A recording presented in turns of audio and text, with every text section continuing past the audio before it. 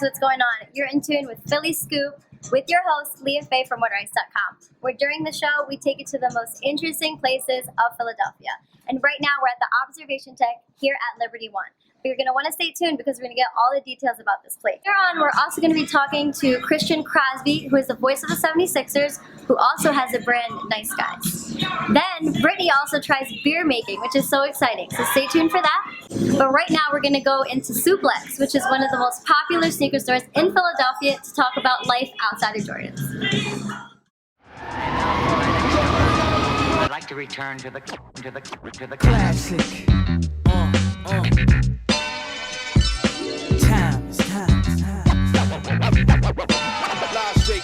Classic.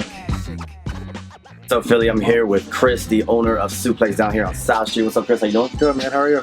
I'm great. Thanks for having us. Good. Now, your store, Suplex, has some of the best kicks in the city. Can you just explain where we're at now? I know. Yeah, you have to excuse me at the mess back here. This is the first room of our storage. How many shoes do you think you have in here in the vault? Thousands. Yeah. I won't give anybody an exact number, you know what I mean? But thousands. Yeah. What got you into the game? Like, is there like a passion that you always had when you were a kid? Yeah, absolutely. I mean, I think any businessman will tell you that you can't do it without passion. Mm-hmm. It's kind of an accident how I got involved with sneakers as a business. When I was into it, no one paid for sneakers and resold sneakers like that. So the way I got like a into new it, industry or something. it didn't exist. Right. It kind of started to in the mid 2000s with certain SBs were really starting to be wanted, you know. Right. But it wasn't until really the Space Jams I got.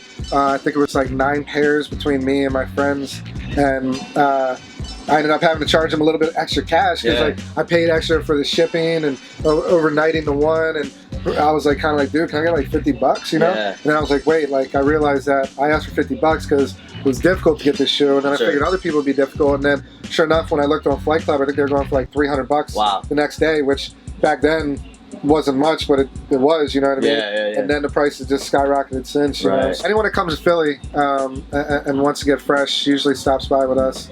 I've known some people over the years that have shown us a lot of love in the city. Meek Mill was one of the first people. I've always supported him. Some other people that I think have been day one people have been like Marsha Ambrosius and her DJ Active. They're some of my favorite people. Most recently, we had like Stevie J in here yesterday. So the reason why these shoes are so popular is because they're pretty much timeless. What would you say are the 3 kicks that are just like you can wear them anytime and they're always gonna be hot? Your top 3. My favorite shoe of all time is the Air Stab. Okay. So I have like 100 different colorways of that. And it's my favorite. So I always wear that. Tinker Hatfield, he created that one too. Not a lot of people hype it, so I like that one. But if it wasn't that, it'd probably be an Air Max 1. Would be a timeless one for me. A New Balance would have to be thrown in there. It's timeless. I mean, you could go Jordan. I mean, Jordan 1 is about as timeless as it gets. What would you give some words of advice to someone who's out there looking for shoes and just trying to, about beginner, I guess, like a novice? Like, what's some words of advice to as far as buying them to rock or to buying them to rock? I mean, to rock. I mean, I would just go to your local sneaker store. I mean, there should be some heat in there. If somebody wants something a little bit more exotic, then Suplex Philadelphia is the place in the city to do it. That's some good advice for rocking. So flipping them, what would be some good advice? Same deal. I mean, it's kind of the same thing. Like, stay away from something that seems too good to be true. Right. If somebody's giving you a deal and you think there's cash up front, you need to make sure you have some concrete evidence that you can flip it. Look at sold eBay auctions. Get on the forum, see what the market price is for some of the younger generation people trying to flip it. Sometimes a shoe in our store is like blasphemy on the streets, but I know it flips, and if you put it on consignment, you'd be able to get that price. Then we take our cut.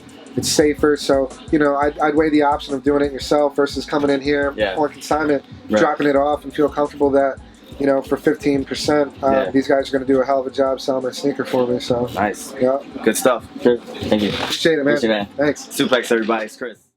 Alright, so we expanded our sneaker knowledge a little bit, but let's get to Brittany tries beer making at the Philadelphia Home Brew Outlet in Fishtown and see why it's something that you need to try at least once in your life. Hey guys, guys, it's Brittany with WooderIce.com, your scoop to everything Philly. Right now we are at Philly Home Brew Outlet, where I'm going to be getting in touch with my Irish roots. As we all know, Philly is a beer town, so we are going to be brewing some beer from scratch. Let's see how it turns out.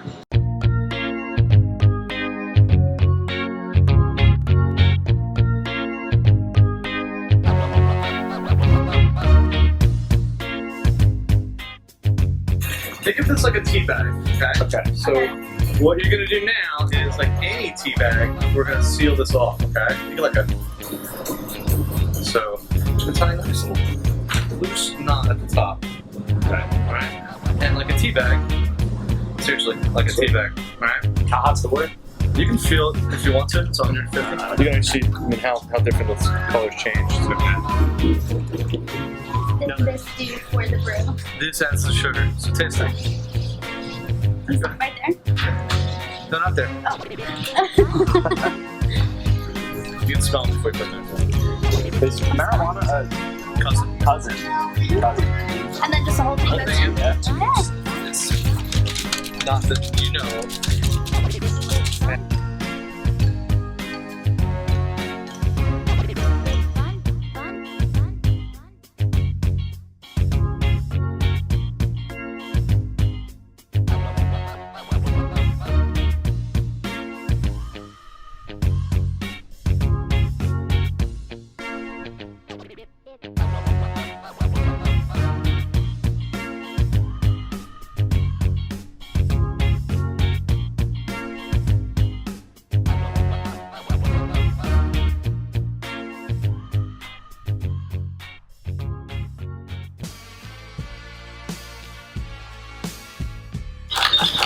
Sanitized water. So this is sanitized water in here. I gotta find versus as soon as this tip touches the bottom of this, it's on.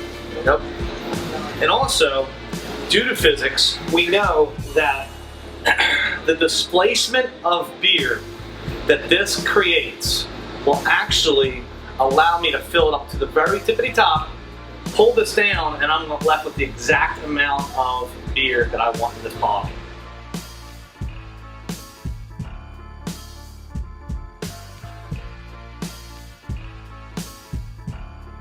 That's your star scene.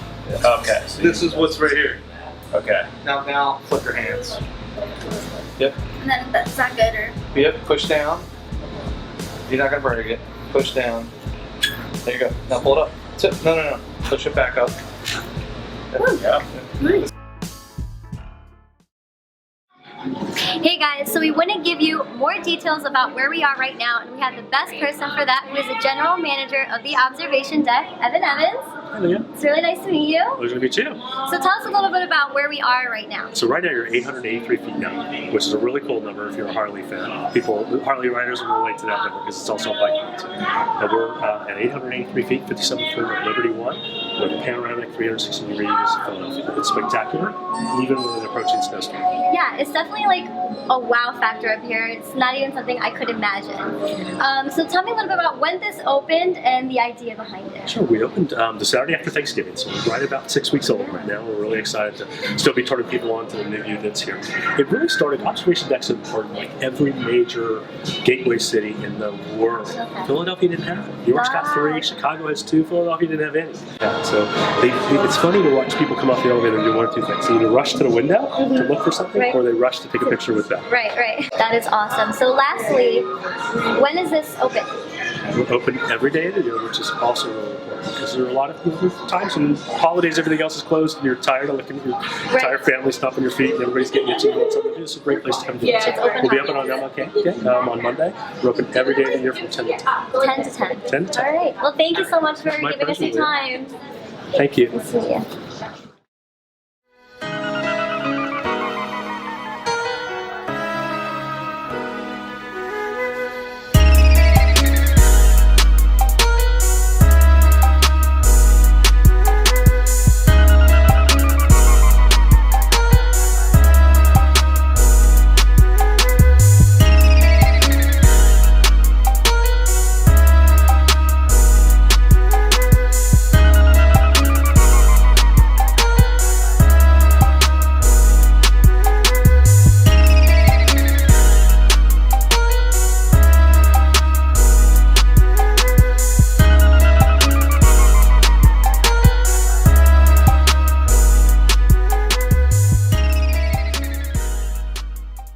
What's up, Philly? I'm Jay with WaterIce.com, your scoop to Philly. And we got another street scoop, man. We're here in South Jersey this time at Kicks Cafe to talk about the man known as Christian Crosby. Now, you might know him as the voice of the 76ers, but we're here to talk about his brand, which is called Nice Brand. And we're going to go inside, get the scoop on future projects and what he has planned for his brand. All right, now right here I have my man Christian Crosby. What's going on, man? How are you? What's going on? I'm good. Thanks for having us and thanks for doing this. And we just want to talk about, the Nice Brand. We'll get that in just a second. But some people might know you as the voice of the 76ers. Can you just tell us real quick how you got into that? So yes, I'm the in-arena host for the Philadelphia 76ers. It's my 7th year with the team. I actually started out as one of the dunkers who dunk off the trampoline 7 years back. Fell in love with the job, asked how I could be more involved, started working appearances. And just from there, that turned into doing kind of social appearances where I would go to schools and do pep rallies, and then that turned into doing season ticket holder events, and that turned into, from there hosting, official Sixers events, and then from there I was actually hired full time and started overseeing all of the entertainment, and then from there, as I continued to work my way up, when the opportunity came for them, they wanted an in-arena host. Instead of doing auditions, they said, you know what, Christian, you've been doing this with us for, 6 years or so. You're our guy. So that's how it kind of translated into becoming the in-arena host. So I am full-time with them. So people either have recognized me with the Sixers from doing the dunks all these years, or now transitioning more into being a voice for the 76ers. And it's been a long, I learned so much. It's been a long journey, but my heart's with the Sixers. I love the Sixers. I do now, and I always will. So I want to get your top 5 of all time, past or present, maybe even a 6-man off the bench. Who would you start and have a 6-man come off the bench? I'm putting you on the spot. No? Spot. This is easy. Okay, this is easy. All right, here we go. I'm a Sixers fan, and I have love for everyone. This is a sticky situation because I know a lot of alumni and a lot of guys. And I don't want to slight anyone, but I love World Be Free because World Be Free, man. Let me tell you something about World. World is my guy.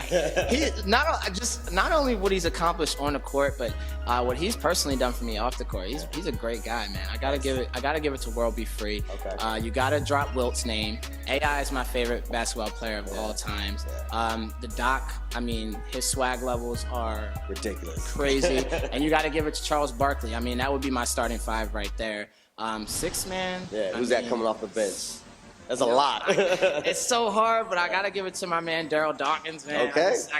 I gotta give it to him, man. Chocolate Thunder, man. You got. He's just that dude. That's not a bad 5+1, So that's dope. Working with the 76ers, you talked about how you moved up to different ranks, and I guess that's kind of how you got started with the brand, with Nice Brand. So can you just tell us how the genesis of that?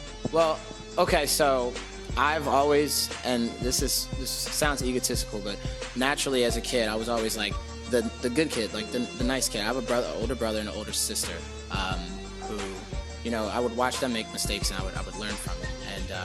And, I always was, just that genuine, just good-hearted kid, I fell into love with the arts. I started dancing and rapping and acting. And, as I started to get older, you get your heart broken a few times, and you start you say hello to the real world, and you realize being nice sometimes put you in certain situations. So as I was growing up, I was like, man, I don't like this. I don't like how maybe the do-good is viewed, particularly in the entertainment world, particularly in music and certain things. Just a specific image is like. Is what everyone likes to focus on. Yeah. So I didn't like it. I thought it would be better to praise things that are good. You always see negative on the news. The bad guy is always highlighted and praised. So I thought to myself, what the heck can I do to stay true to myself, do everything I love to do, and I've always wanted to do good and give back. So I was like, you know what? I don't know. You know what? I'm just gonna start doing a bunch of things and call it Nice Guys, right? So I started putting out random videos. Literally, when I say random, I mean random. Nothing had a purpose behind it. It was just funny, and I would hashtag, Nice Guys with it. People started to catch on, like, oh, Nice Guys, what's that? So then I got a logo, and I put it on one T-shirt, and people were like, yo, I want to buy a T-shirt.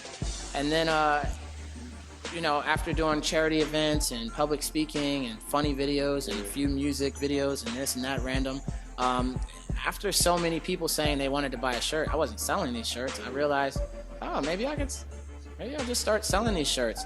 And then a little bit more into the planning, it dawned on me that I could use that as an opportunity to give back. So I decided I wanted to, you know, make it a charitable brand. Yeah. So I don't like to call it a clothing line.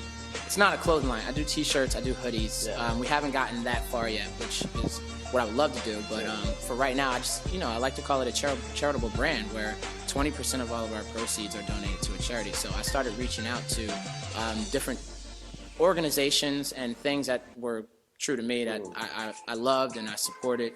And the Children's Hospital of Philadelphia were the first ones to get back to me. Awesome. Set up a couple of meetings. I had wonderful meetings with this woman, Robin Valentino, who is a wonderful lady. She's super nice. Yeah. And yeah, we clicked right away. Yeah. It just seemed like it was meant to be. And she exceeded my expectations by letting me know that we can officially use their name in any shape, way, or form in any promotion. And we are certified official partners to donate 20% of all of our proceeds to the Children's Hospital Foundation. I guess lastly, man, is there anything that you want to say or anybody you want to thank or anything you want to say before we leave? Man, thank you. Thank Waterworks. I mean, you guys are exactly a perfect example of kind of what we were talking about this whole time. I mean, you guys just got started and, you know, look how far you guys have come. You guys are doing your thing. I mean, honestly, all I have to say is thank you to you guys. I mean, thanks for having me. I appreciate it. You know, for you guys to reach out to me and want to even talk to me. I mean, sweet. Thank you. I appreciate it. You guys are doing exactly what we've talked about. How, you know, you just literally. I think you started around the same time I started Nice Brand, and now look, you got such a strong following. It shows the consistency, the hard work, the grit, all the things we talked about. You guys do so. You know, thank you. Appreciate it. Guys, check out where can we find you online My Twitter is at Christian Crosby. It's just my name. Same thing on Instagram at Christian Crosby. Anything with me is just my name, Christian Crosby. You can check out some Nice Brand, nicebrandclothing.com. And then the social for Nice Brand is Nice Brand Online. So Twitter, Nice Brand Online, Instagram, Nice Brand Online. And when we roll out the new Nice Guys, that'll all be Live Life Nice. So you can check out the site now, livelifenice.com, and Instagram Live Life Nice, and the Twitter Live Life Nice. So that's where you can find me. And you know, thanks again for anyone who has been following me or supporting me up to this point. Highly appreciate it. I truly appreciate it. Thank you. Like, seriously, thanks, and keep doing it. Now, there's a lot to look forward to, but make sure you check out Nice Brand, Christian Crosby. Let's get it. All right, so make sure you go support Nice Guys. It's not just a brand, proceeds do go to charity. That's all for today's episode, but there's so much more to Philly than you know, and we are here to show it to you. You're with me, Leah Faye, your host at woodrice.com, your scoop to everything Philly.